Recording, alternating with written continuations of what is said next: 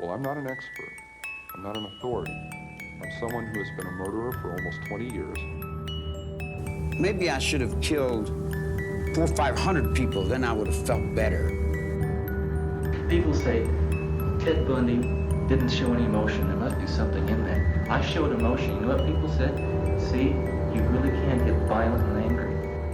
Welcome to the Squonk The Hag, a podcast about murder, mystery, the supernatural, and even a conspiracy or two. Dun, dun, dun. My name is Mo. And I'm Kraken. And this week, Kraken is sick. So I do not have my trusty frog with me today. However, I do have a special guest that was very last minute. My husband's going to be on the show, even though he isn't into the subject matter. Well, I mean, the Cecil Hotel is pretty cool, I guess. This is going to go well. I'm regretting everything already. But yes, this week we are going to be talking about the Cecil Hotel. Before we get into today's story, I do want to preface that there are a lot of suicides involved. This is something that is very near and dear to me about mental health and taking care of yourself. But if you or someone you know are in crisis and you do feel like there is no solution other than that one solution, please reach out to somebody for help. There are a lot of avenues. Recently, 988 was released, which is the National Crisis Hotline. And there's also things like the 24-hour National Crisis Talk Line that lets you text as well. So if you can text HOME, HOME, to 741-741. There's plenty of resources out there. Just please take care of yourself, guys. But now, onto our story. Deaths happen in hotels. It's inevitable. But there are some that just draw death to them like a supernatural magnet. One of the best known is the Cecil Hotel.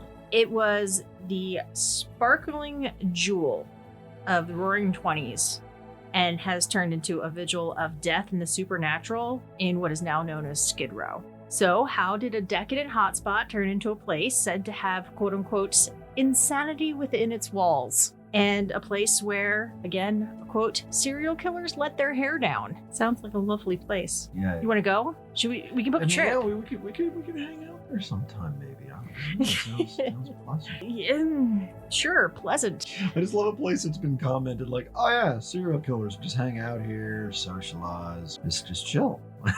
The way I like to do these is I also like to look at the time and place and do a little bit of historical research. Let's take a trip back to 1924. Calvin Coolidge became the first president to deliver a radio broadcast from the White House. The Computing Tabulating Recording Company, also known as CTR, renamed to the International Business Machines, IBM. Ah. That IBM, yes. The very first woman governor in the U.S., Nellie Taylor Ross, was elected in Wyoming, and the Roaring 20s were in full swing. Does that mean like the Charleston had just been invented? I'm not sure. I did not look up when was the Charleston invented. Well, thought you were doing some research. The 20s saw a dramatic social, economical, and political change in the States, with the increase of what is now deemed a consumer culture. Between 1920 and 1929, the country's wealth more than doubled. Now, over 60% of homes had electricity, up from 16% the decade before. Wait, 16, had wow. Before... These were a bit more rustic than I imagined in 1910. Yeah, I mean, only the rich could get it, pretty much. Now, women were allowed to vote, and the jazz age was rolling across the country. Now, part of the population was letting loose, jazz, flappers, booze, and the rest of the country was cracking down with prohibition. So, prohibition lasted from 1920 through 1933. In Los Angeles, in 1924, a pneumonic plague outbreak happened and killed at least 30 people. Now, this is not the bubonic plague. This was the pneumonic plague. Yeah. I think I would have heard of the bubonic plague killing a bunch of people in the 20s in America. Yeah. And the Cecil Hotel was built in 1924. The Cecil Hotel was the dream of William Banks Hanner, Charles L. Dix, and Robert H. Shops. Their dream? Build a destination for business travelers and tourists, a place that would awe and comfort its guests. At the time, it cost $1.5 million, which today is $26,035,789. So like fairly decent end hotel, like Yes.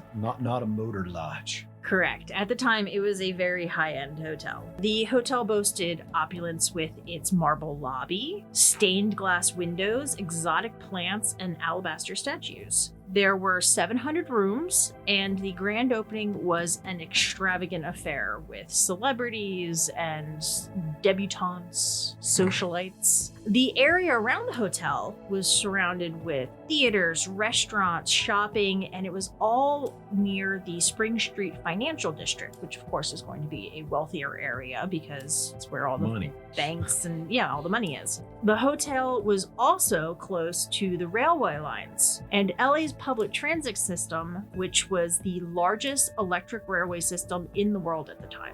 So it was a big deal. It was a hot spot. There were, I believe it said 70,000 people going through the area on any given day. This was 1924. Yes. Yeah, downtown LA. There was one teeny tiny design flaw with the architecture of the hotel. Was it named like something out of Ghostbusters? Was it like channeling energy? The architecture was like some cult leader, something like that. Like, Not quite, but it might be considered a type of evil. Not every room had a private bathroom. well, I mean, I feel like that was pretty normal for that time, though, right? Or Well- at least like because I've seen cheaper hotels and stuff that had like a communal bathroom, Yeah, like but one or two per floor. This is a fancy hotel. Yeah, I mean, I'm just saying they're that wasn't out of the like. Yeah, I've heard of that before. this is true. Buildings of that age. Yeah, so the original pricing plan, rooms that used the communal bathrooms were $1 per night. Yeah, so I mean, like they're trying to get like the cheap businessman who just is coming in, for the one night. Yeah. Let's see, it's 1924, so I guess you're selling like what, mops and brushes door to door? Snake oil. Yeah, well, Yeah. I feel like that's more like the traveling medicine show era. True. So then there were rooms that had a private toilet. They didn't have like a tub, shower, any of that Well, I stuff. mean, if but you had your own electricity toilet. had just been installed, I'm sure indoor plumbing was like a new fad too. Like, I'm sure this was I feel like indoor plumbing is older than electricity. much older. Yeah. So those rooms that had a private toilet were $2 per night. A toilet was worth $1 extra. All that square footage just for one toilet. Oh. And then rooms that had their own private bathroom with a tub, $2.50 per night. Yeah, I wouldn't pay more than 50 cents for a pub. That's my price point. I mean, that's my price point at that point. You're also one of the cheaper people I've ever met in my life. Cheapest. Well, I don't know. Your dad. I was going to say, you've met my father. Your dad's pretty damn cheap. One thing they didn't count on is people did not want to wait to use a shared bathroom. So most of the patrons were opting for the more expensive rooms. And then it had an unbalanced demand. And then, those rooms filled up and they're like, well, this is what we got. And people were not happy because they didn't want to have to share the bathroom. Yeah. Nobody would. Yeah, I wouldn't.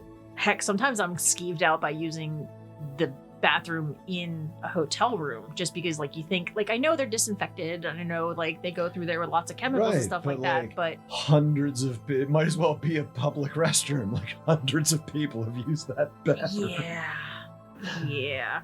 The hotel was already built. It was already over budget, so they just didn't fix it. Within the first year of opening, news stories already started spinning. A man named John Cronur was arrested after stealing a diamond hairpin from the Roslyn Hotel, then fled from police from the Hayward Hotel, and then they caught him at the Cecil Hotel. Was that his shtick as a thief? Just like his calling card was he just went to hotels to get away from cops? Like that's a poor plan. I'm the hotel escapist.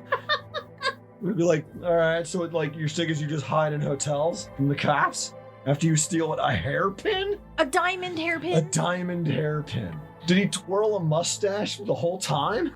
There was an even more salacious story in the late 20s when George Ford, an opium and morphine dealer and a long-term resident of the Cecil Hotel, was arrested at the nearby Astor Hotel with over $10,000 worth of drugs in his possession. That's about $174,000 worth of drugs these days. I love the idea this guy's just walking around with a portable opium den. Pretty much. He was not arrested at the Cecil Hotel, but he lived at the Cecil Hotel. So one of the earliest losses of life at the Cecil was H.W. Simmons, who passed of natural causes. He had heart disease, and ultimately his heart gave out on October 6th, 1926. No foul play, but this is just kind of the first in a line of many.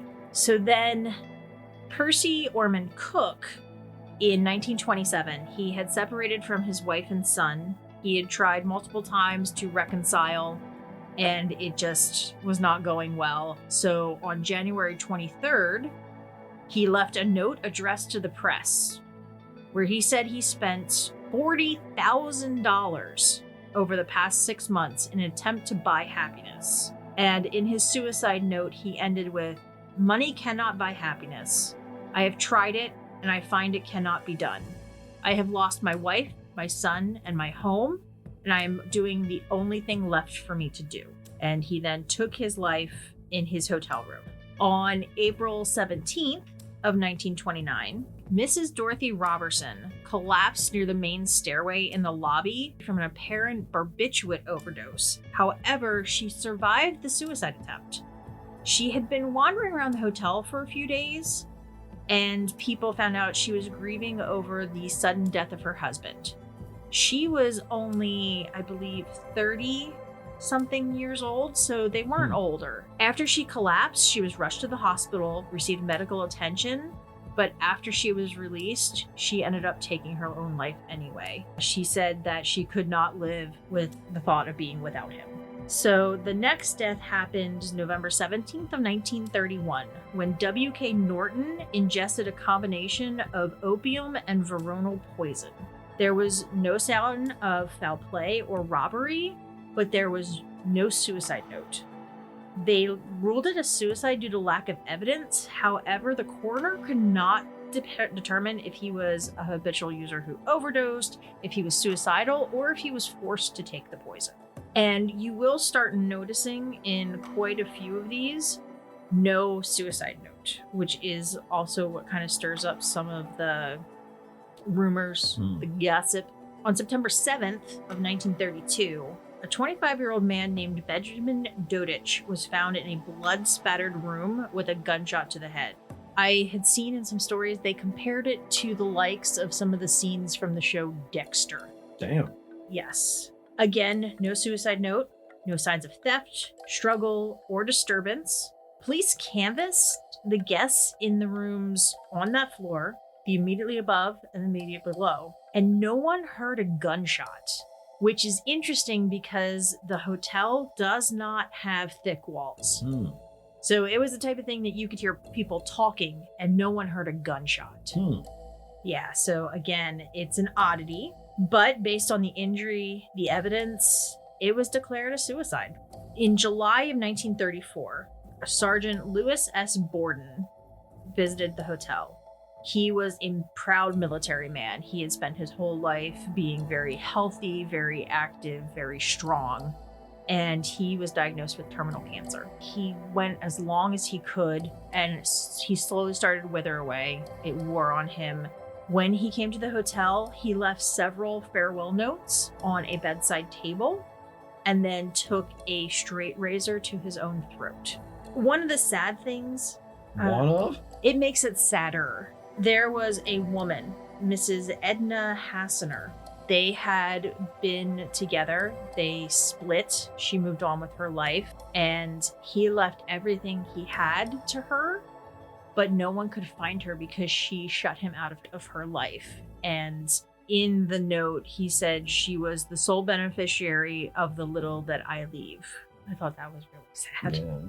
The story of 25-year-old Ms. Grace Magro is a sadly uncertain one. On March 15th in 1937, her body plunged 9 stories from a window of the hotel. She fell onto power lines, which broke her fall slightly. Emergency workers found a weak pulse and heard her wheezing softly. She was tangled in these lines and poles and everything, so they worked very quickly to remove her, but she died in the hospital not long after. It was never determined if she jumped or had been pushed. However, her companion, M.W. Madison, was sleeping in the room at the time of the occurrence, which was corroborated by the hotel manager. This sounds a little suspicious to me. He was sleeping and the hotel manager corroborated it? Maybe the Cecil has like, we'll tell you good night over, you know how like so they have a wake up call? Maybe they have a good night call. And they're just like, yeah, I called him good night. Tucked him in. And that's the service they have. But maybe he woke up, pushed her out the window, and went back to bed. I don't know. I mean, it's possible. This is when rumors started just kind of swirling around, and people said that she was pushed by a restless spirit. The abundance of death was making the employees of the hotel very uneasy. Many quit. So when you because they find a proved body out. a week, it's kind of a that's a rough day of work. Talk began to spread. People started wigging out. People started saying the place was cursed, the place is haunted, and it just continues from there. On January 2nd of 1938, a 35-year-old Marine fireman named Roy Thompson checked into the Cecil Hotel in his attempts to find a better life for him and his wife, Mary. 1 week later, he received the news that his wife had tragically died in a swimming accident. He blamed himself because he was not there, and the next day, filled with grief and guilt, he climbed to the roof and leapt to his death. His body was found on the skylight of a neighboring building. Wow. How tall is this building again? It's 700 rooms. I think it's 14 stories. All right. Yeah. Yeah. They inspected his room and they considered it odd. It wasn't suspicious. There wasn't foul play. It wasn't ransacked. It was the complete opposite. Everything was clean. Everything was neat and tidy. His clothes were hanging perfect in the closet. His shoes were tucked in nicely. There was no suicide note, no drugs, no alcohol. And this is when the rumors of ghosts really gained traction. People said that he was pushed off the roof by a ghost. Others said that the wind caught him and he just flew off the roof. I mean, I don't know how windy does it get on top of 14-story buildings? How close to the area? I don't know. I don't know, but rumors just continued to grow, gain traction. In 1938, the effects of the Great Depression finally kind of cascaded to the area around the hotel. So the Great Depression started much earlier, but the hotel was kind of scripping and scraping along. The area around it was no longer opulent. The theaters had closed, the restaurants had closed, the shops had closed, and the homeless were building shelters and camps, and crime began to rise. The hotel lowered its rates, and the guests were no longer the wealthy, the high-end businessmen. It was whoever they could get in the door. So the deaths continue. U.S. Navy radioman second class Erwin Neblett was a sailor on the USS Wright.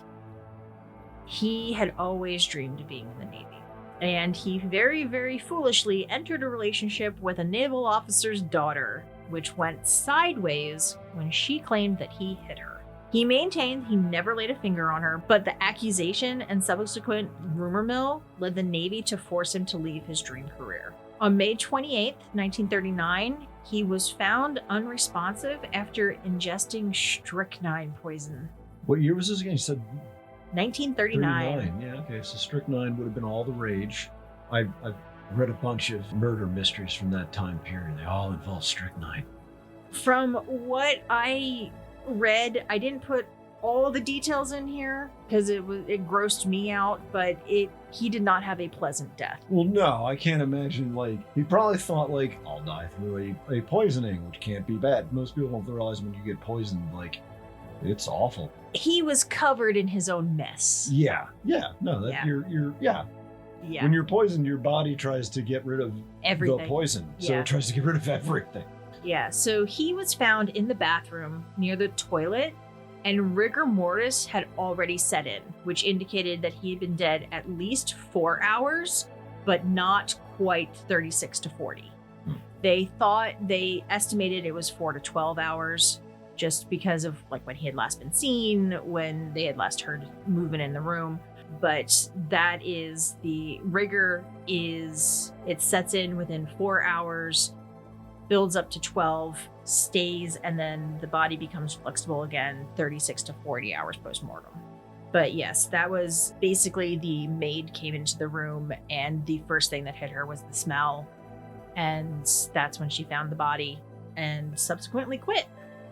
Yeah, I don't care what the pension plan is. Again, I'm find a body, I'm out. Same. Oh yeah, same. So on January 10th of 1940, Ms. Dorothy Schuyger, a 45-year-old teacher, checked into the hotel under the name of Evelyn Brent. Now, I did a Google search and it appears that was a popular actress at the time as well. After taking poison, she was found unresponsive and rushed to the local hospital. The papers listed her as near death, but she passed away a few days later. This one, it kind of threw me off because I could find very, very little on this one. There was a single newspaper clipping that I could find where it just said she wrote relatives at Riverside of her intention to end her life. She died at General Hospital of poison. She had registered under Evelyn Brent, where police found her and sent her to the hospital. Illness was ascribed as her reason. Illness? Apparently she had some sort of sickness that she felt she could no longer live with, but all of the other victims I've been able to find something.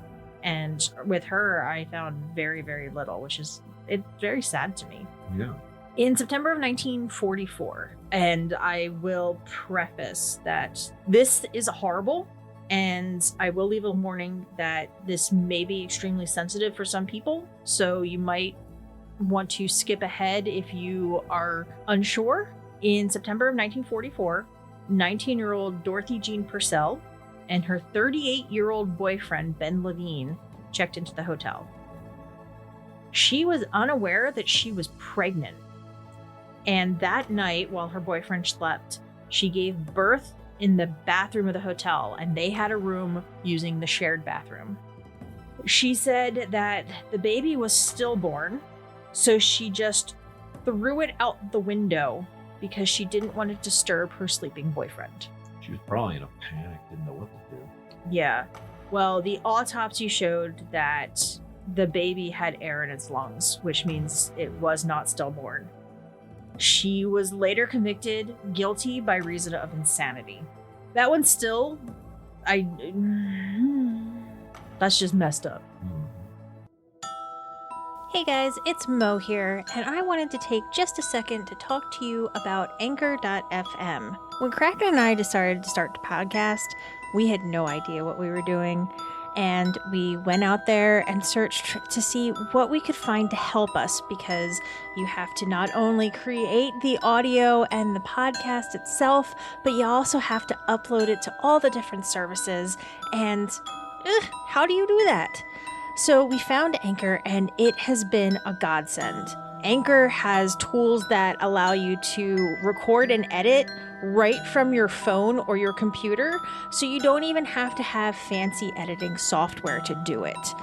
You can also, when using Anchor, you can distribute it to all the listening platforms like Spotify, Apple Podcast, and more. I know Stitcher's on there, Radio Public. It's amazing.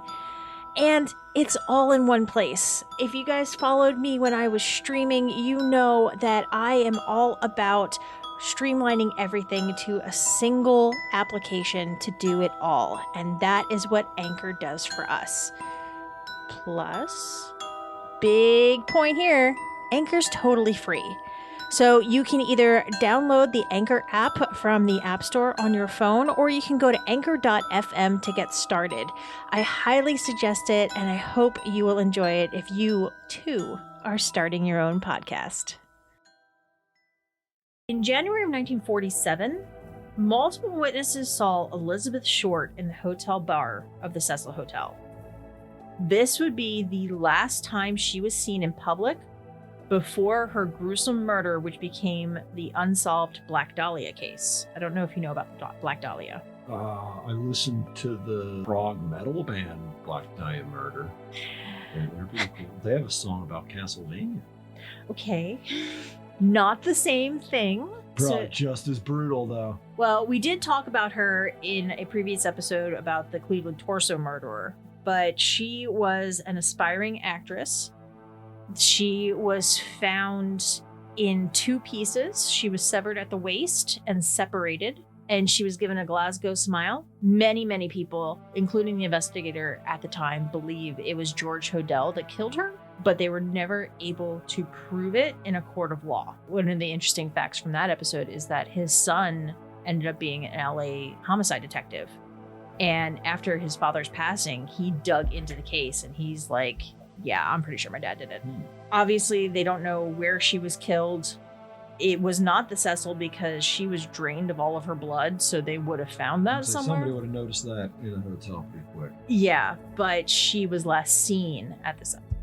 On November 1st of 1947, 35-year-old Robert Smith leapt from the 7th floor of the hotel. One source stated that the reason was that he was gay, and in the 1940s, it was very much not accepted. He struggled, and finally it became too much.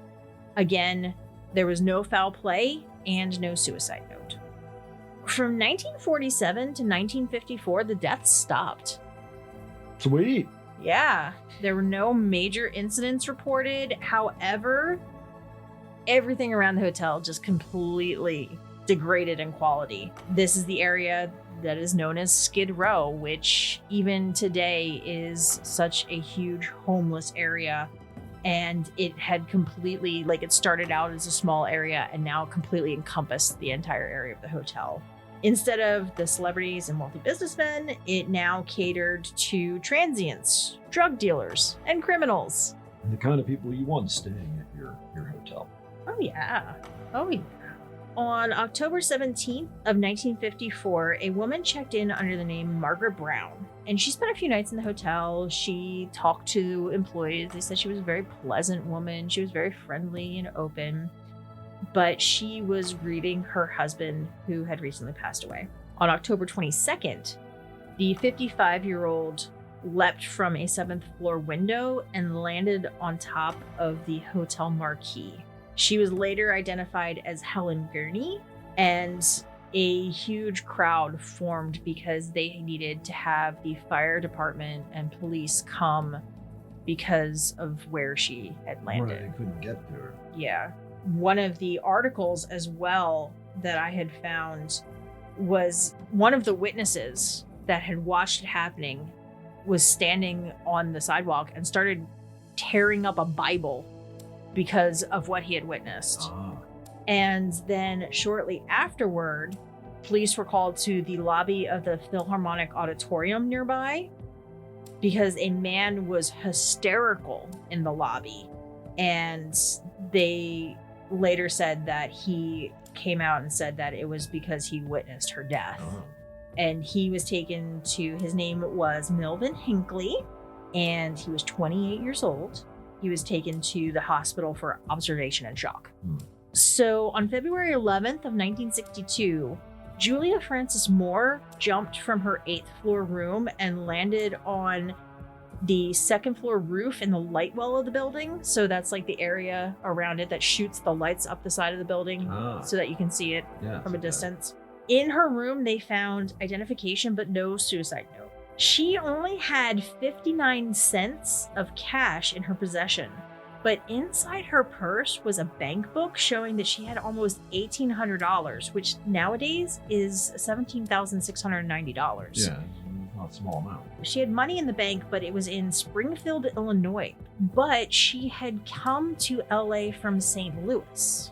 That's strange. Yeah, so they tried to find her family. And I had seen there was a newspaper article in the St. Louis newspaper looking for anybody that knew her, and I don't believe they ever found her family. It's crazy to be like, all this money, nobody's claiming it. I could use an extra 17 grand. I'll I just don't take know. it right now, even at today's prices. Yeah.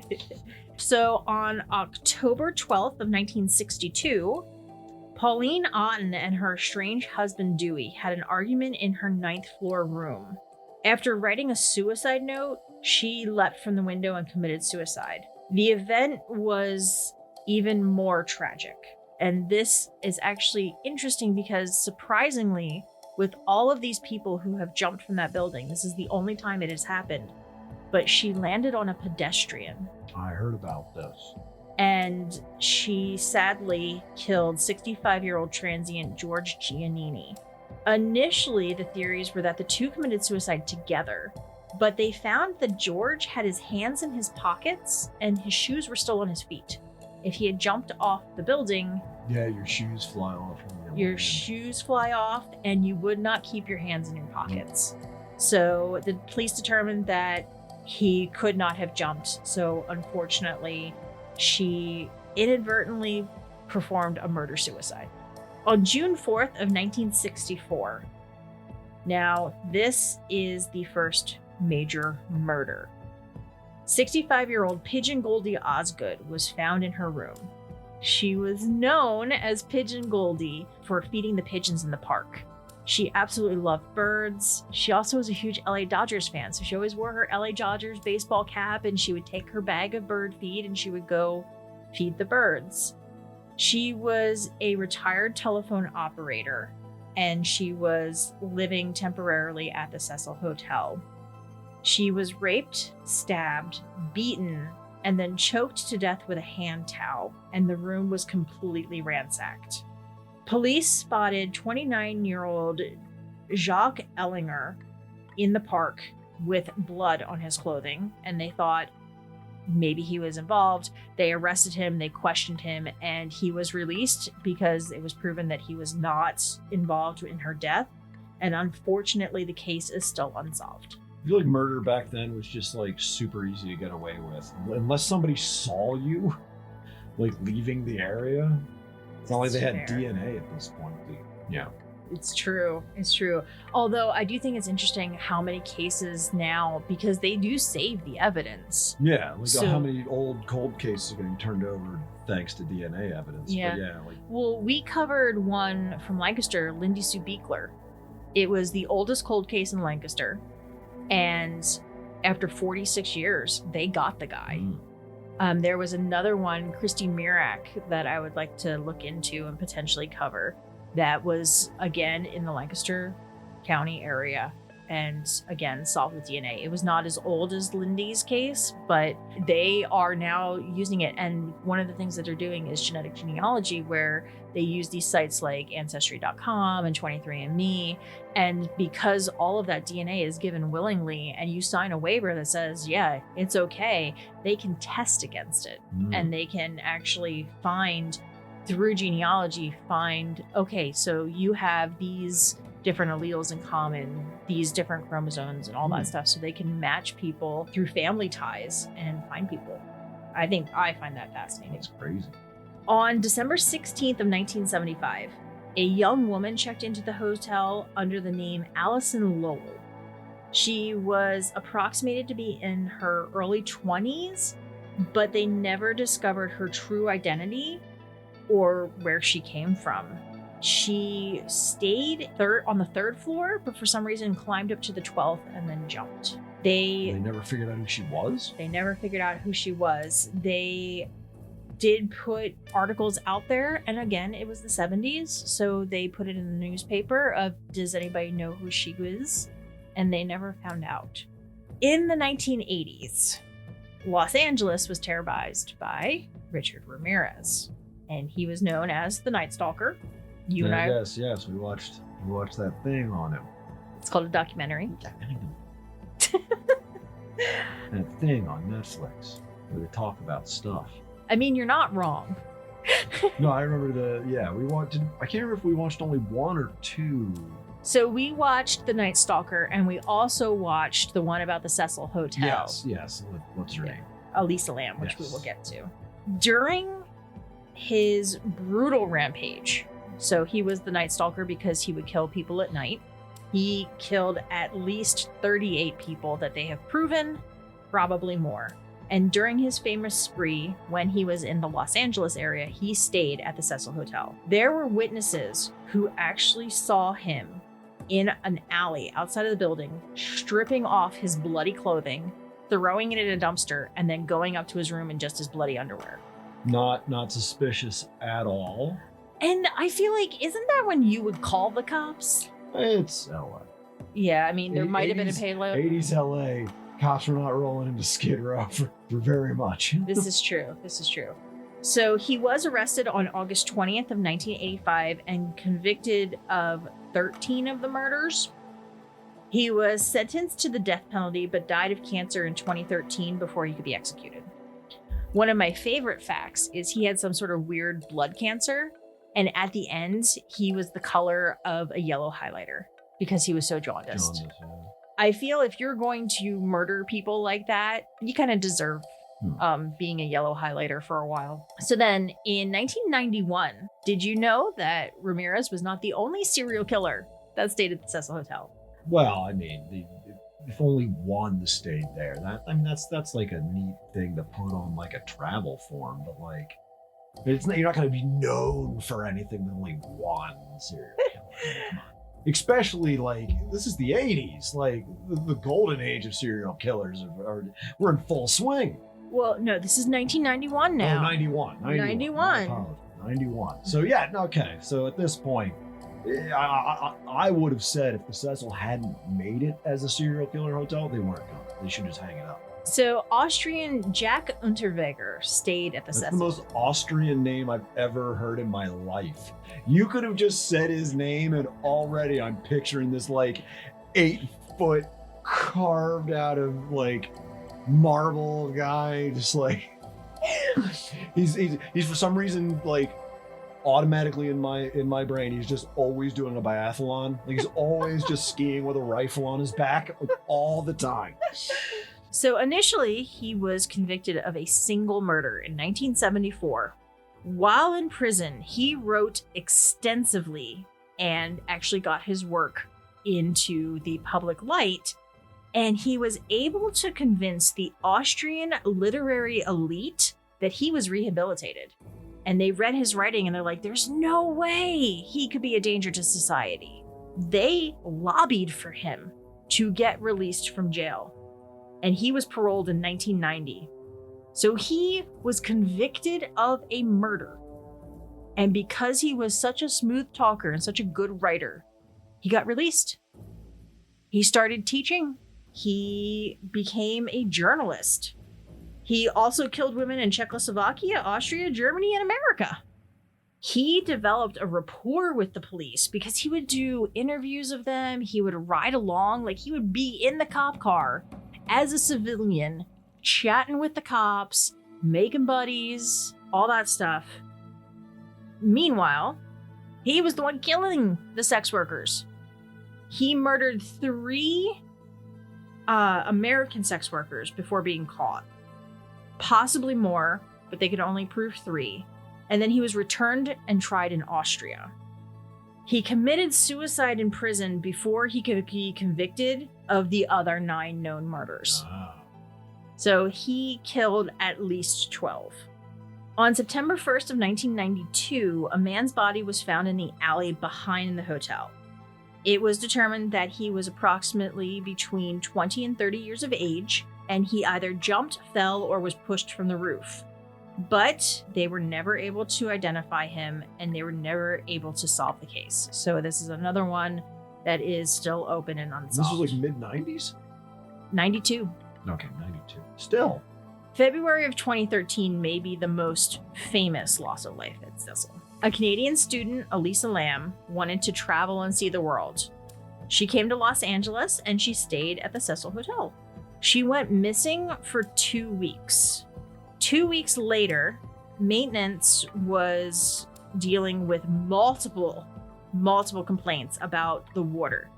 It was murky, it tasted funny, everyone was complaining. So the maintenance man went up, opened up the big tank on the roof, and found her body. She had drowned, and the case hit the media. See, I remember this. This, I was online a lot back then. Yeah. They released the video. Yeah, she was found in her underwear, so people were thinking foul play, she was murdered, possibly raped, anything like that. And then they had this video of her in the elevator acting very strangely. It's a weird, if you watch it, she's like, I remember watching it back then, and I was like, what is going on with this poor woman? The police hit dead ends, and they actually released that video to the internet, and they're like, can anybody help? Does anybody know anything? Are there any ideas? And that was a poor choice on their part. Well, people, they were enhancing it. They were getting audio and, details of the video and trying to find out what could have possibly happened. I don't think the cops of that era quite understood what the internet could do. It just makes me think of hackers. Right. Hackers of the world unite. If you can get the internet involved, yeah, it's going to get crazy. They found out through the investigation and everything that she was, in fact, bipolar. She had a severe bipolar disorder, and she was off of her meds. And they actually ended up classifying it as a suicide during a severe bipolar episode. But not everybody agrees with this determination.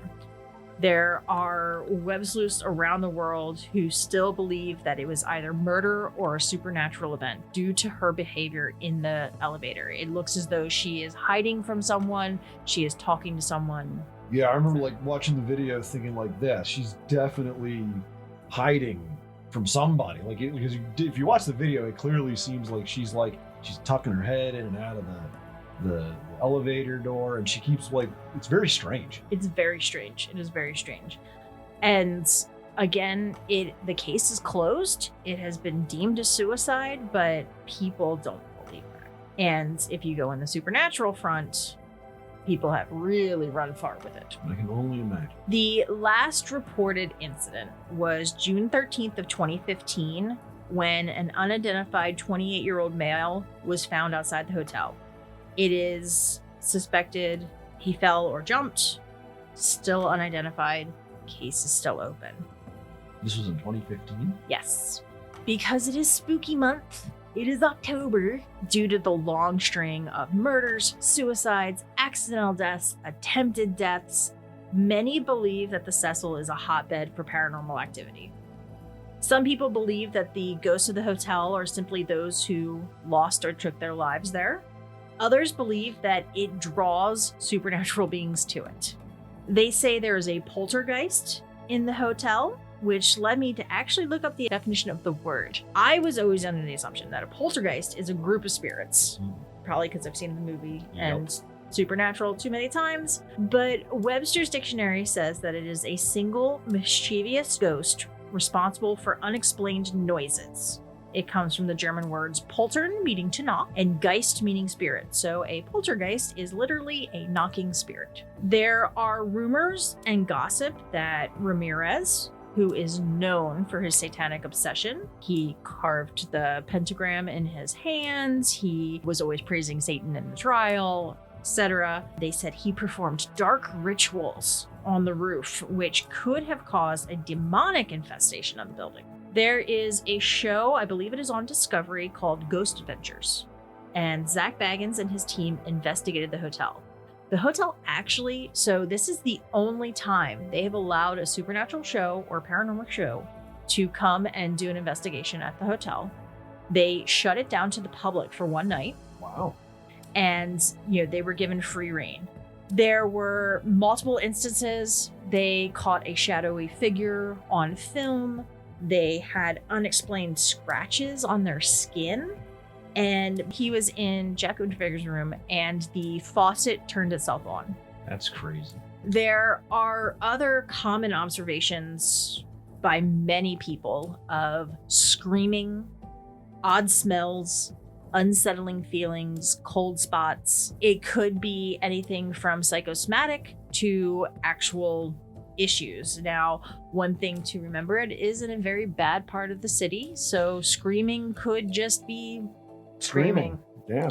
And another thing that is very interesting is that a lot of incidents over the years occurred on or from the 7th floor of the building. So there are a lot of people who are very uneasy and avoid that floor because they are creeped out by it. And then another interesting tidbit is that the colorful history of the hotel actually inspired an entire season of American Horror Story. Huh. So American Horror Story Hotel is not a recreation of what happened at the Cecil, it's just the inspiration. In 2013, the hotel was rebranded as Stay on Main. I learned this because when we watched the documentary on the Cecil, I immediately looked up to see what rates were because I was like, we should stay there. No, we should not. And I couldn't find the Cecil, but I would find listings for this hotel. So Stay on Main is actually the branding that Elisa Lam stayed as. And it was an attempt to change the image. They redecorated, they tried to make it trendy and young and hip, but very unsuccessfully. Well, you're still in the middle of Skid Row. Location, location, location. In August of this year, the local government has approved a plan to repurpose the building as permanent housing for the homeless community. Okay. It is going to no longer be a hotel. They are working through the plans and the technical. It's probably going to take quite some time, but they are trying to deal with the homeless problem in LA. So, in conclusion, is the Cecil Hotel haunted? Is it cursed? We'll probably never know. But we do know for certain that it has been steeped in death, crime, and intrigue from the day it was built. And that is the story of the Cecil Hotel in Los Angeles, California. Which is why we gotta stay there. Gotta have one of our anniversary. That'll be our what's the silver anniversary? What's I'm that? not telling you because I'm not staying in that hotel. No, I'll just spring it on you, surprise it on you. I am never going to LA with you. Fair enough. Thank you for doing this. I do hope that Kraken feels better. Same. I feel like he's more entertaining than I am, probably. I thought you were going to say more entertaining than me, and I was like, thanks. Thanks. He probably is, though. But that is going to be it for tonight. As always, make sure to check out our website for all the show notes, sources, and more information at thesquonkandthehag.com. And don't forget to like, subscribe, and bonk the notification bell to get alerts for new episodes and content. All right, Krako, you ready? Okay, bye.